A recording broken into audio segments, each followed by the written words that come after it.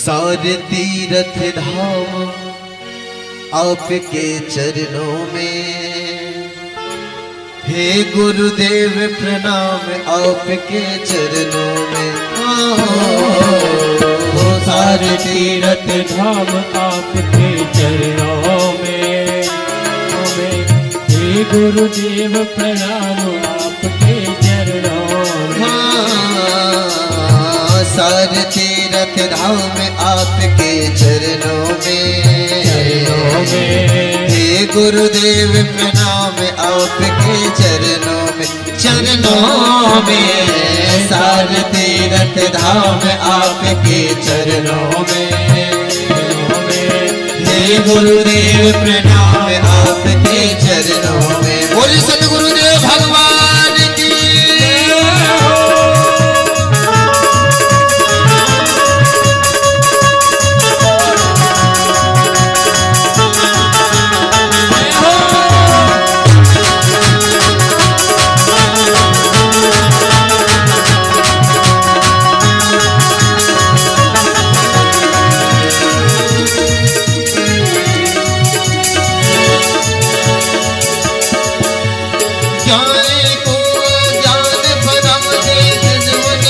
बलवान प्रभु, निर्बल को बलवान प्रभु, निर्बल को बलवान प्रभु, निर्बल को बलवान प्रभु। अज्ञानी को ज्ञानी बना दे, निर्बल को बलवान प्रभु, निर्बल को बलवान प्रभु, निर्बल को बलवान प्रभु। तेरी कृपा जिस पर होता वही होता बलवान प्रभु, वही होता बलवान गुरु। हे गुरु ब्रह्मा हे गुरु विष्णु, हे गुरु ब्रह्मा हे गुरु विष्णु, हे शंकर भगवान आपके चरणों में आए।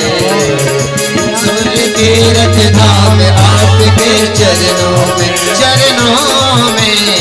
सारे तीर्थ धाम आपके चरणों में,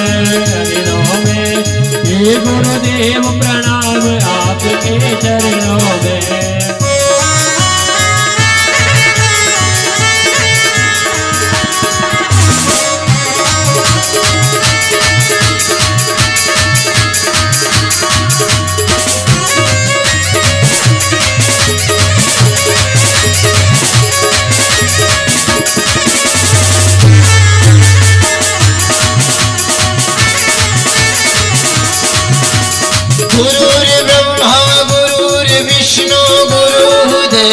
महेश्वरा, गुरु ही देवो महेश्वरा, गुरु ही साक्षात परब्रह्मा।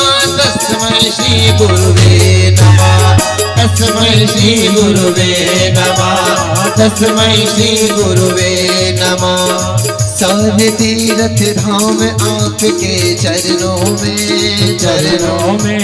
हे गुरुदेव प्रणाम आपके चरणों में, चरणों में।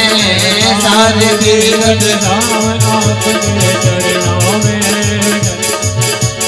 हे गुरुदेव प्रणाम आपके चरणों में।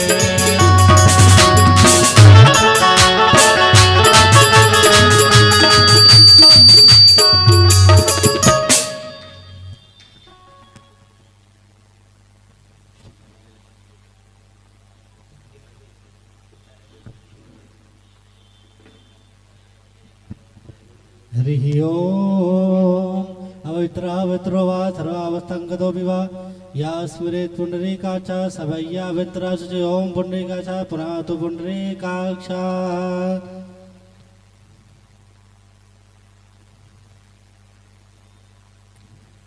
हरि ओम। ओम स्वस्ति न इंद्रो वृषसर्वाः, स्वस्ति नः पूषा विश्ववेदाः, स्वस्ति नस्तार्क्ष्यो अरिष्टनेमिः, स्वस्ति नो बृहस्पतिर्दधातु प्रगतस्वा मरुतः वृषणीमातरः सुभञ्जावानो विदधे खोजगमयः अग्निजीवा मानवाः सूर्यचक्षुषो विश्वेनो देव अवसागमन्या भद्रं कर्णेभिः शृणुयाम देवा भद्रं पश्येमाक्षभिजस्राः स्थिरैरङ्गै तुष्टुभागुं स्वस्तनो बिर्वसे मयि देवैदं जदायुः शतमिन्न शरदो अन्ति देवा यत्र नश्चक्राजरसन्तनूनां पुत्रासो यत्र पितरो भवन्ति मानो मध्यारेरिगदा युर्गन्तोः अदितिर्दो अदितिरन्तरिक्षमदितिर् माता स पिता स पुत्रः विश्वे देवाः अदितिः पञ्चजना अदितिर्जातमितिर्जसवं मादेवः शान्तिरन्तरिक्षगुं शान्तिः ऊर्ध्वे शान्तिरापः शान्तिरोगदयः शान्तिः वनस्पतयः शान्ति विश्वे देवाः शान्तिः ब्रह्म शान्तिः सर्वगुं शान्तिः शान्तिरेव शान्तिः सामा शान्तिरेधि यतो यतः समीहसे ततो नो अवयं गुरुसन्नः गुरुवृजाभयन्नः पशुभ्यः सुशान्तिर्भवतु सर्वारिष्ट शान्तिर्भवतु माल्यदिनं सुगन्धिनं माल्यदिनं वैभव मयतानि पुष्पाणि पूजातं प्रतिगृह्यताम् गुरुर्ब्रह्मा गुरुर्विष्णु गुरुर्देवो महेश्वरा गुरुर्साक्षात् परं ब्रह्म तस्मै श्री गुरुवे नमः अखण्डमण्डलाकारं व्याप्तं येन चराचरं तत्पदं दर्शितं येन तस्मै श्री गुरुवे नमः।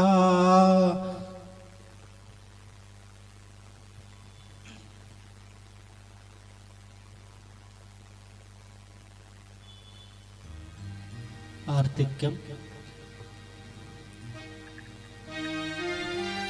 राधे। हरि ओम चंद्रमा मनसो जात चक्षुः सूर्यो जात श्रोत्रादायुष्य प्राणस्य मुखादग्निरजायता।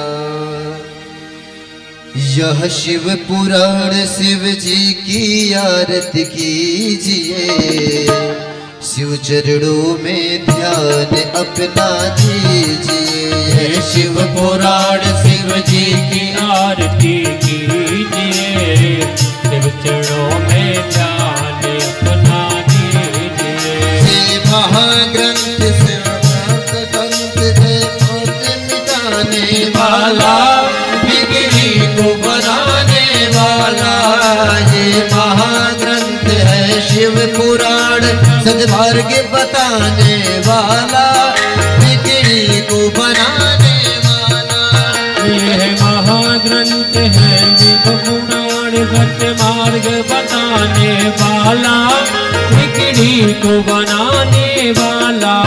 सुनते सुजान करते हैं पान, सुनते सुजान करते हैं पान, और शिव अमृत रस पीजिए। शिव चरणों में ध्यान अपना दीजिए। शिव पुराण शिव जी की आरती कीजिए, शिव चरणों में ध्यान अपना दीजिए। झांकी अनूप कल्याण रूप सबके मन को यह भाए, मन मंदिर में बस जाए। झांकी अनूप कल्याण रूप ये सबके मन को भाए, ये मन मंदिर बस जाए। झांकी अनूप कल्याण रूप सबके मन को यह भाए, मन मंदिर में बस जाए।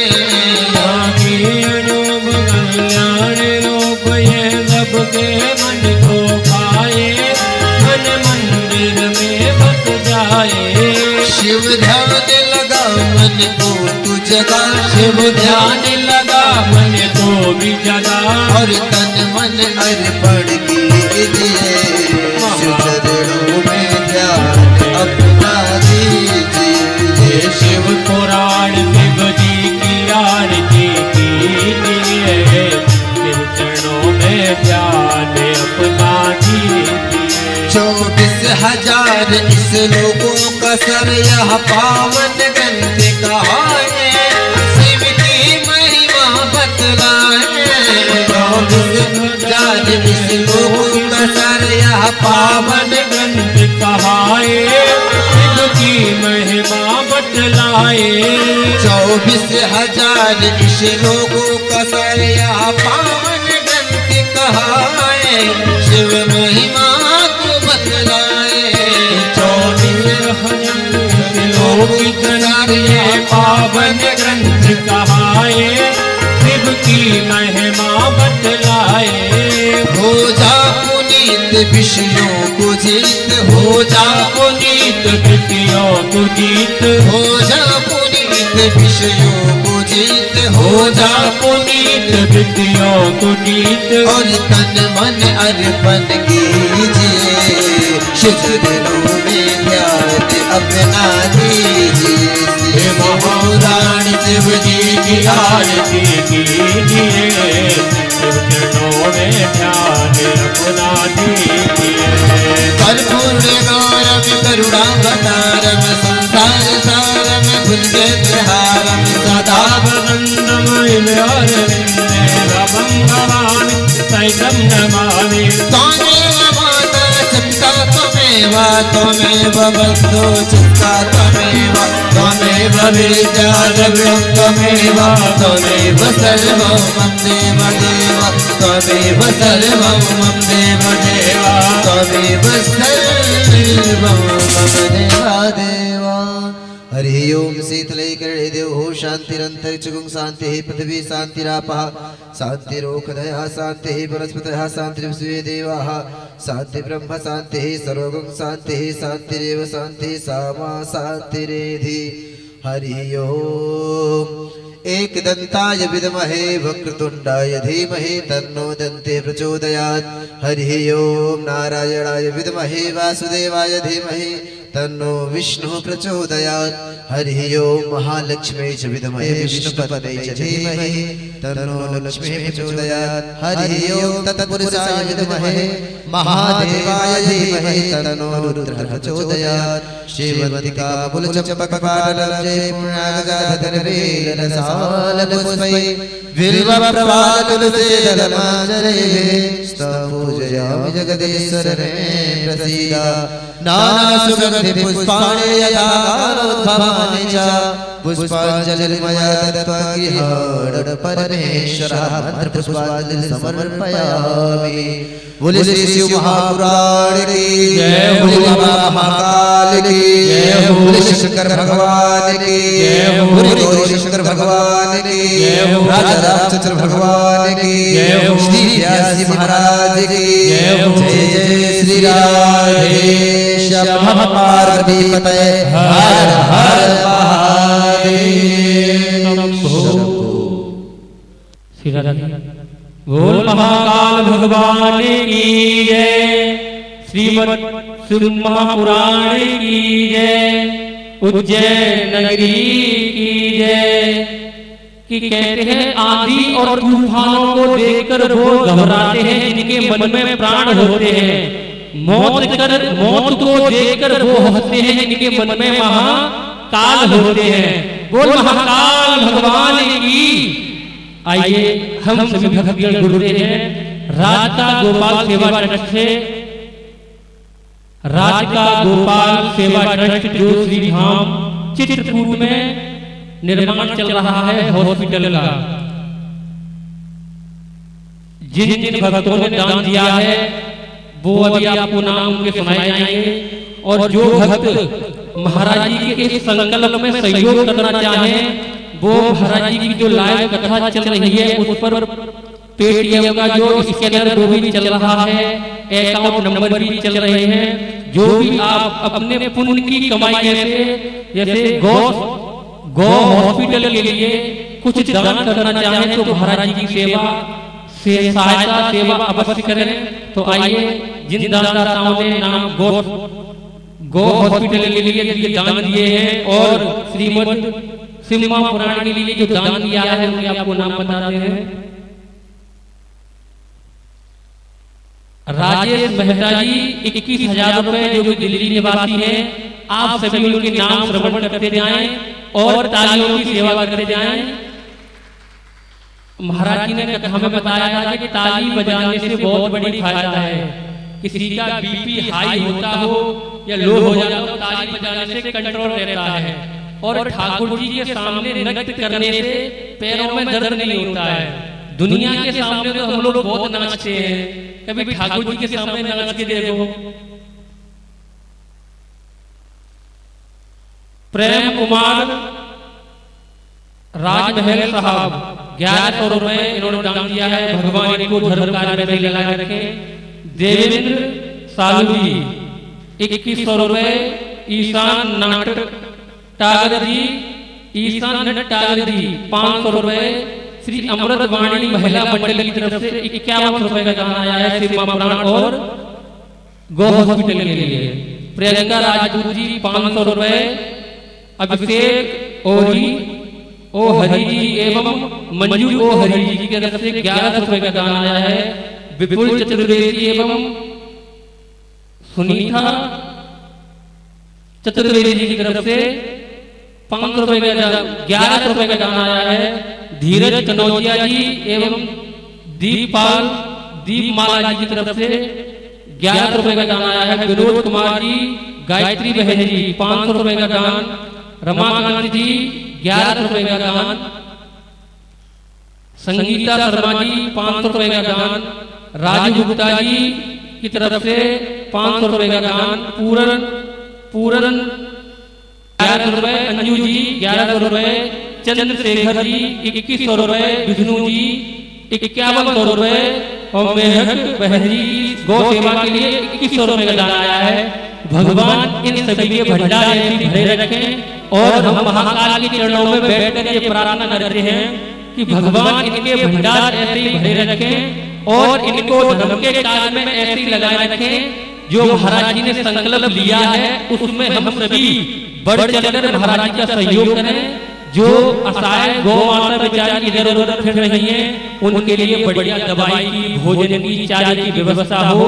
तो महाराज जी के ऐसे संकल्प के लिए महाराज जी के लिए जोरदार ताली बजाएंगे, क्योंकि महाराज जी ने हमारी गौ माताओं के लिए कुछ सोचा है कि जो गौ माता बेचारी नाले में गिर जाती हैं उनको कोई देखता नहीं, कीड़े पड़ जाते हैं। कल की कथा महाराज जी ने बताया था कि कीड़े पड़ जाते हैं उनको कोई नहीं देखता है, कुत्ते खाते हैं, कौवे नोच के ले जाते हैं। तो इससे बढ़िया महाराज जी ने हॉस्पिटल का निर्माण करवा रहे हैं, उसमें आप और हम सभी मिलकर सहयोग करें तो बढ़िया जल्द ही बन जाएगा हॉस्पिटल। तो गौ सेवा उसमें प्रारंभ हो जाएगी। बोल गौ माता की जय, महाकाल भगवान की जय। आइए चलिए महाराज जी की ओर। संसार सब दुखिया रहे न को, ये अभिलाषा हम सबकी भगवान पूरी हो।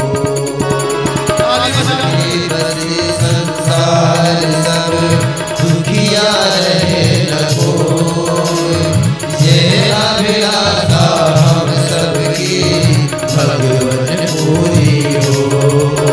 ओम नमः शिवाय, ओम नमः शिवाय, ओम नमः शिवाय, ओम नमः शिवाय।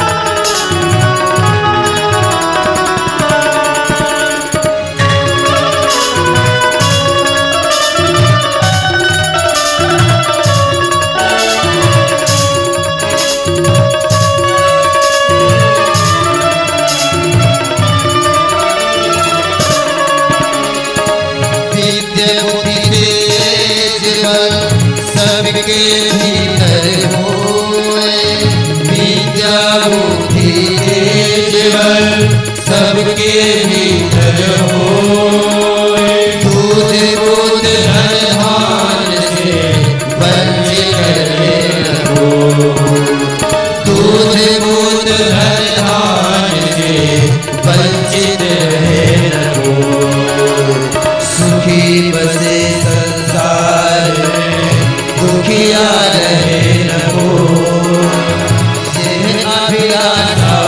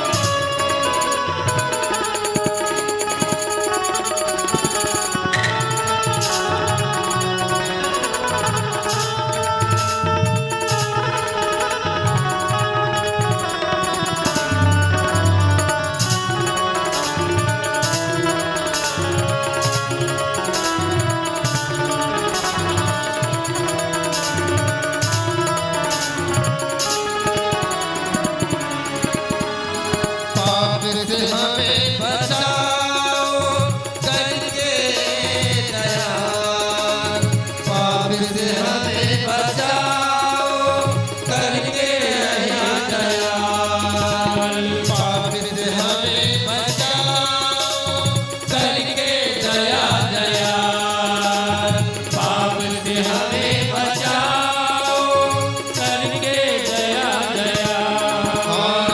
अपना भक्त बनाए कर हमको करो निहाल, अपना भक्त बनाए कर हमको करो निहाल।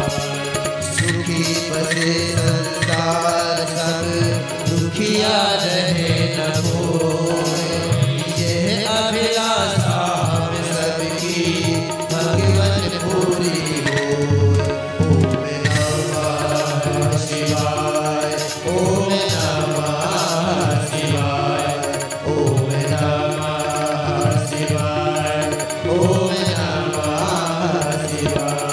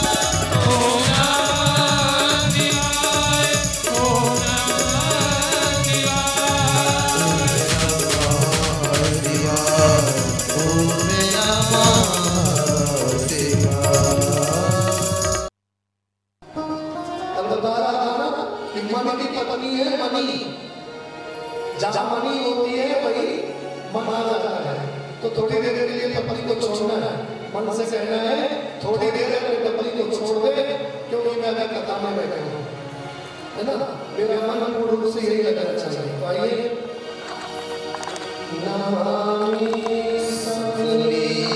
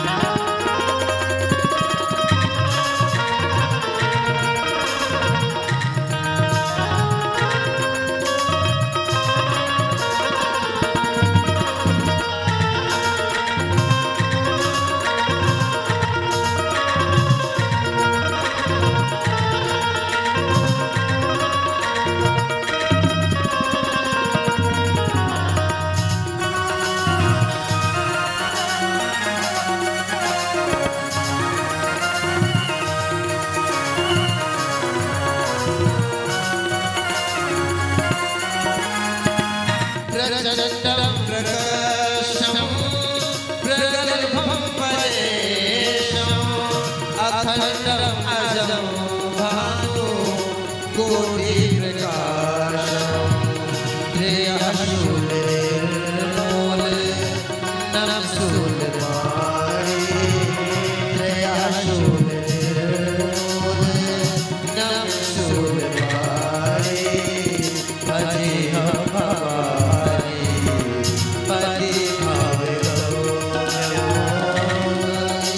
समीशान निर्वाणरूपं निजं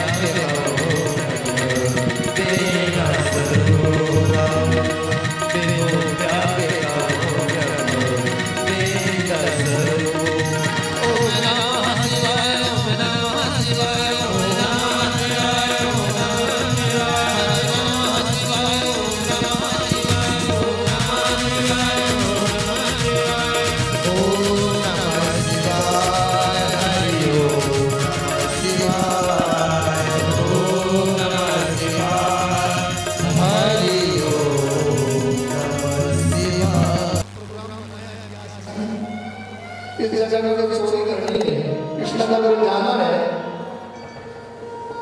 गया जो साधु संत होते हैं और जो साधारण मानव होते हैं उनकी प्रातःकाल सुबह कितने बजे होती है?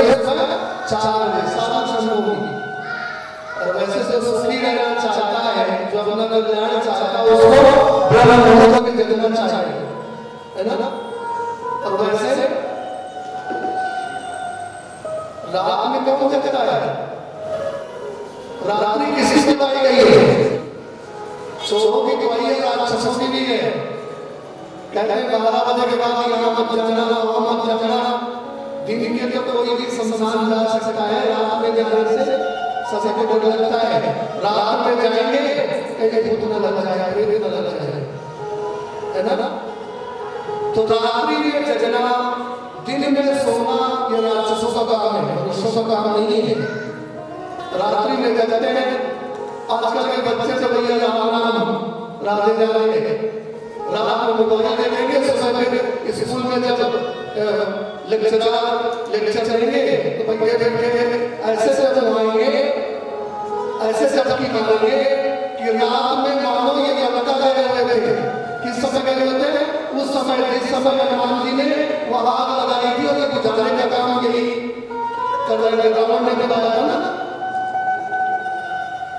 तो दिन के सुबह प्रातःकाल ब्रह्म मुहूर्त में जाओ, भगवान की पूजा पाठ करो, इसके बाद अपने काम में जाओ, फिर 2 दिन आपका पैसा होता है। जो चोर होता है उसका दिन रात्रि में होता है, रात्रि में जगता है। चल लिया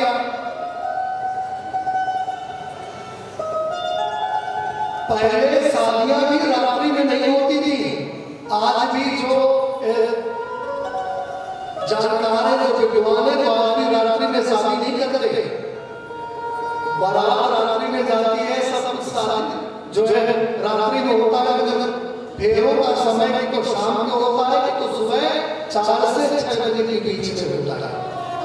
ब्रह्म मुहूर्त में भी तो वो नहीं लगे। पंजाबी में बोलते हैं, सुनो बोलते हैं कि डोली तारों की छांव में जाना है। तारों की छांव में, तारों की छाएं कब तक लगा कि लगता है बाबा मुझे झूठा ही सुना देंगे, आज तो पेड़ भरेगा नहीं। और मेरे जो बीवी बच्चे हैं वो भी इसी आस में घर में बैठे होंगे कि पिताजी आएंगे, पति देवता आएंगे तो खाने के लिए कुछ लाएंगे तो हम लोग खाएंगे। यहाँ तो बात सुना ही सुना है। मंदिर में ऐसा मिला कि जिसमें प्रसाद ही नहीं है, बेलपत्र है, धतूरे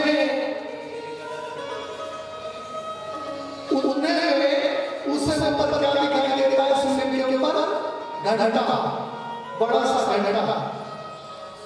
एक चीज और आप लोगों को बताना चाहूंगा, मंदिर में घंटा बजाने का, मंदिर में घंटी बजाने का बहुत बड़ा महात्म होता है, बहुत बड़ा फल होता है।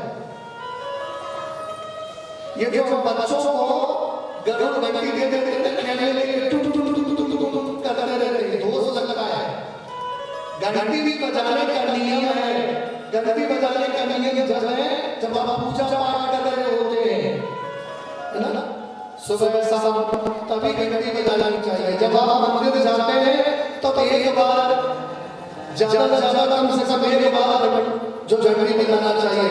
ऐसा नहीं कोई भक्त वहीं पर घंटी के नीचे बैठा है, बड़ा सा घंटा लगा तो पूजा करके फिर का घंटा हलाओ, नहीं, नियम होता है उसका। और घंटी तो भगवान कृष्ण जी को बहुत प्रिय है, भगवान भोलेनाथ को घंटा बहुत प्रिय है। जब तक घंटा न बजे, घंटी न बजे, तब तक भोग नहीं लगता। भागवत जी की कथा सुनी होगी आप लोगों ने, है ना? एक छोटी सी हास्य बताती है भागवत जी के अंदर। इधर ठाकुर जी छोटे से होते हैं, हनुमान चोरी करने जाते हैं गोपियों के घर, और गोपियां उन्हें बार-बार देख लेती है, पकड़ लेती है।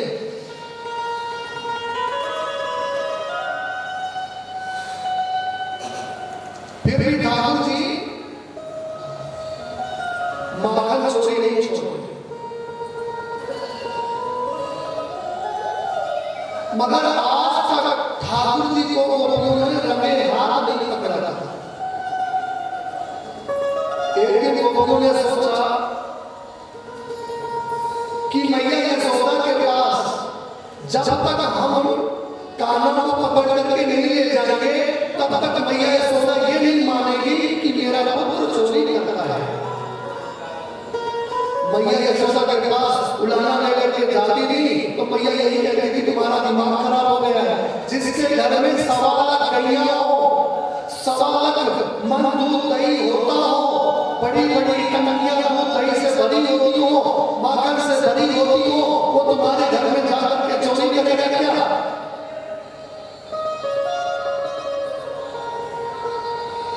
गोपियों ने कहा मैया चिंता मत करो, हम एक दिन तेरे लाला को पकड़ करके जाएंगे तब तू विश्वास करेगी कि तेरा लाला चोर है। और जिस दिन लाला चोरी करने को नहीं गोपियों के घर नहीं जाता था ना तो गोपियों के घर में चूल्हा नहीं जलता था। गोपियां उस दिन भूखी रहती थी कि आज हमारा कान्हा हमारे घर में चोरी करने नहीं आया, माखन का भोग नहीं लगाया। उस दिन वो गोपियां भोजन नहीं करती थी। जब कृष्ण की मथुरा आ गए ना उस दिन से लेकर के और अंत तक गोपियों के घर में चूल्हा नहीं जलता। तो गोपियों ने क्या होशियारी दिखाई कि जिसमें माखन बिल्लियों के डर से माखन की चौपटी होती थी ना, सिकारा बोलते हैं, आपकी भाषा में पता नहीं क्या बोलते हैं, सिकारा। तो उसमें एक मान करके और उस जिस माखन का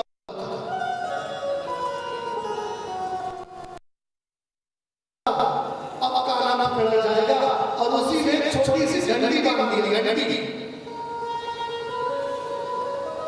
कृष्ण जी आए, सीढ़ी तो तीन जो उनके मित्र थे श्री राम ठाकुर, जब मैं मटकी को तोड़ूं तब तू बजा मत, जब हम यहाँ से चले जाए जब तुम बजना।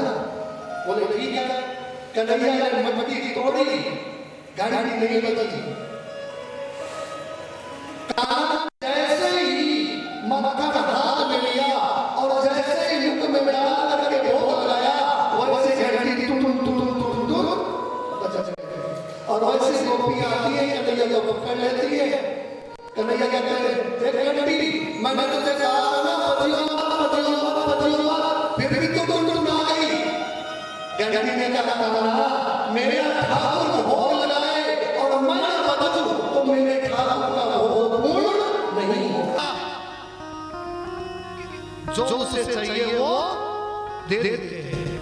बोलो शंकर भगवान की जय।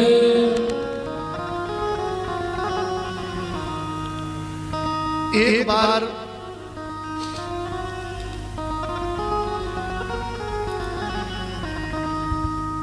नारद जी, वैसे नारद जी को श्राप है, आगे कथा आएगी विस्तार से। कल की कथा में भगवान भोलेनाथ और माता पार्वती जी का विवाह का प्रसंग आएगा और गणेश जी और कार्तिकेय जी महाराज की जन्म की कथा आएगी।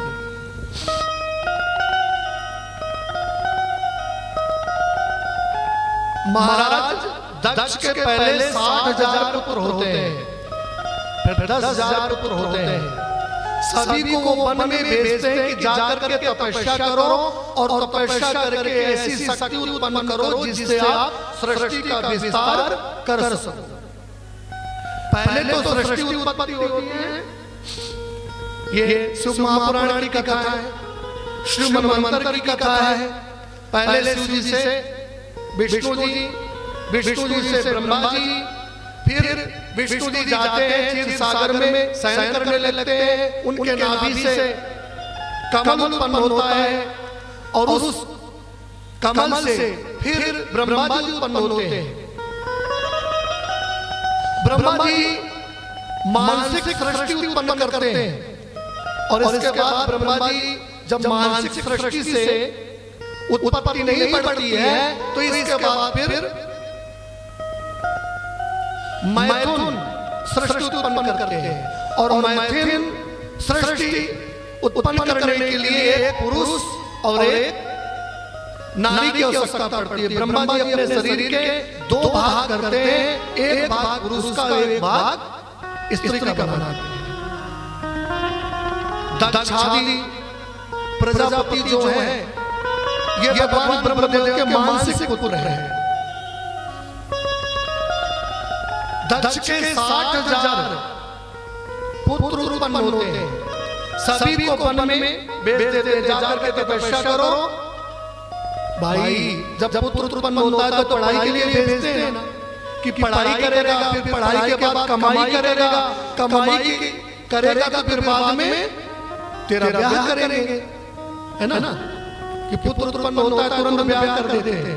पहले पढ़ाई के लिए बाहर जाता है वो, पढ़ाई के बाद कमाई करता है, कमाई के बाद वो उसका ब्याह किया जाता है ना, क्योंकि लड़की वाले भी तो देखते हैं कि जिसको हम अपनी बेटी दे रहे हैं कितना कमाता है, हमारी बेटी का निर्वाह कर सकेगा या नहीं।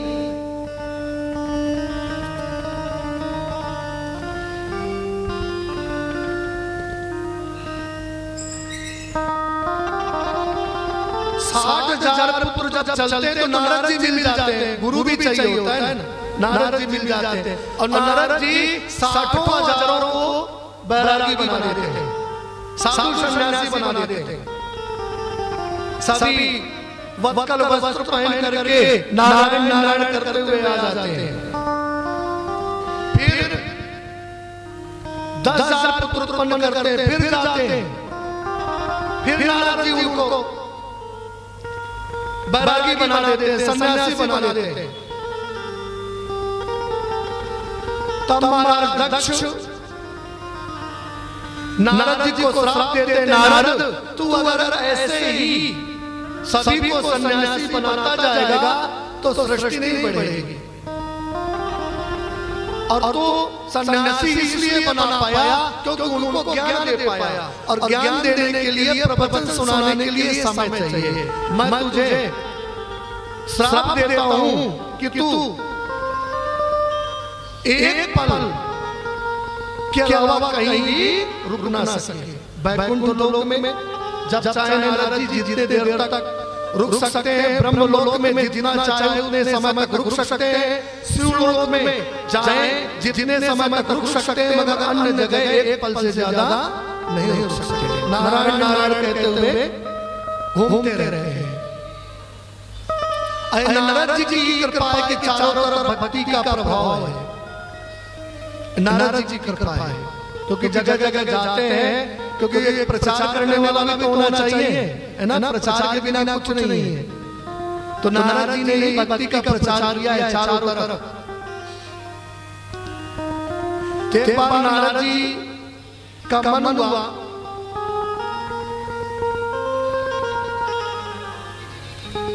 क्यों भगवान भोलेनाथ की भक्ति करें, उनको कुछ चाहिए नहीं, भोलेनाथ की कृपा तो उनके ऊपर पहले से है। ध्यान लगाएं, हिमालय पर्वत की ओर बढ़ते हैं और वहां सुंदर सरोवर के पास बैठ करके और भगवान का चिंतन करते रहते हैं, भगवान का भजन करने लगे। कहते हैं भगवान का भजन, भगवान का चिंतन उसी से हो सकता है, और उसी से भगवान का चिंतन का फल, भगवान का भजन का फल उसी को प्राप्त हो सकता है जिसके अंदर दृढ़ विश्वास हो और जिसके ऊपर गुरु की कृपा हो। संसार में गुरु एक ही है, कौन? भगवान भोलेनाथ। कौन? भगवान विष्णु। कृष्णम वंदे जगद्गुरुम। भगवान भोलेनाथ के अलावा, भगवान कृष्ण जी के अलावा जगत में कोई दूसरा गुरु नहीं है, और उन्हीं के जो कृपा पात्र होते हैं वही हमारे गुरु हैं। आज जो हमें गुरु की कृपा मिल रही है, उन्हीं की कृपा पात्र हैं। अगर वो नारायण के भक्त न होते, भगवान भोलेनाथ के भक्त न होते, तो शायद हम उनके शिष्य न होते। एक सीधा साधा चरवाहा था। ये कथा उनके लिए है जिनको विश्वास नहीं है। एक को पकड़ लो, बेड़ा पार हो जाएगा, मगर ढंग से पकड़ो, आधे अधूरे नहीं। मन मत भटकाओ और कभी किसी में भेदभाव मत करो। जब भी भगवान शंकर की कृपा प्राप्त होगी और जिसे आप मानते हैं उनकी कृपा प्राप्त होगी। भटकने से कृपा प्राप्त नहीं होती है। कहते भगवान की कथा सुनने से फिर भी अगर ज्ञान की उत्पत्ति ना हो, बेकार है कथा, है ना? इससे अच्छा तो घर में आराम से बैठ करके सोए, कथा सुनियो। कथा सुनने का मतलब गुरु के वचनों का सुनने का मतलब यही है कि अपने जीवन में उतारे भी, अनुकरण भी करें। एक गोपाल नाम का चरवाहा होता है, जानते हो चरवाहा?